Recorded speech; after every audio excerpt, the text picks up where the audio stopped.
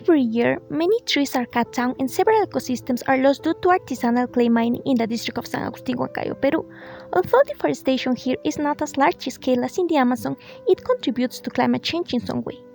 Immediate action in these areas is of utmost importance, as when exploited they are in most cases not restored and abandoned. Hello everyone, my name is ANGHY and today I'm gonna tell you my proposed solution to this problem and how it will work. My solution is to restore the areas degraded by artisanal clay mining through the application of substrate layers on the soil, revegetation, and reforestation, with the help mainly of children and youth from the schools, high schools, and institutes of San Agustin, through a volunteer and community service program, which would also be something new for the students, as there is no community service or volunteering of any kind in the district.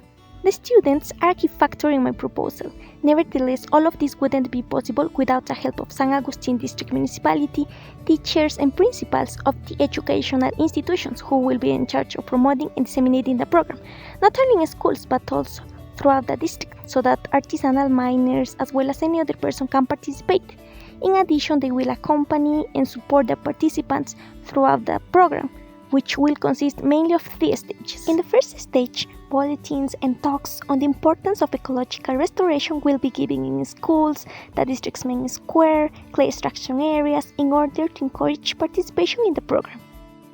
In the second stage, training on substrate application, revegetation, and reforestation systems will be provided to the participants.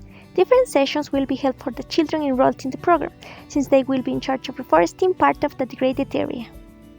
In the third stage, the participants will carry out the ecological restoration of the degraded areas with the help of experts and professionals. After that, the program will come to an end, but this doesn't mean that the reforested areas will be forgotten and abandoned.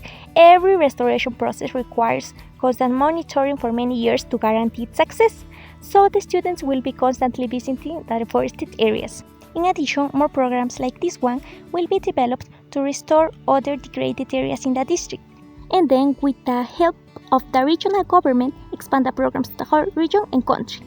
The realization of my proposal would not only allow the restoration of degraded areas involving the recovery of flora, fauna, and landscape, but also the construction of an environmental culture in the students and population of San Agustin. They will develop an appreciation for local ecosystems by actively participating in restoration activities. That's all. I hope you like my proposal. Thank you for your attention.